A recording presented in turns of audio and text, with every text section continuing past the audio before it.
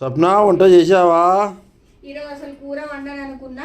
చూసారా ఫ్రెండ్స్, మా Sunday special చూద్దరు అండి. అందరు రండి ఫ్రెండ్స్. చూసారా, పప్పు టమాటా కర్రీ వండాను. ఈరోజు అయితే మాది స్పెషల్ పప్పు టమాటా సండే స్పెషల్. మీరేమి కూరలు అనుకున్నారో ఈరోజు సండే స్పెషల్. ఇగో రైస్ అయింది, మేమైతే అన్నం తింటున్నాం ఫ్రెండ్స్. మీరు తిన్నారా లేదా, ఏం కూర వండుకున్నారో కామెంట్ చేయండి. ఇలా సండే స్పెషల్ ఏమనుకున్నారో అందరైతే కామెంట్ అయితే చేయండి.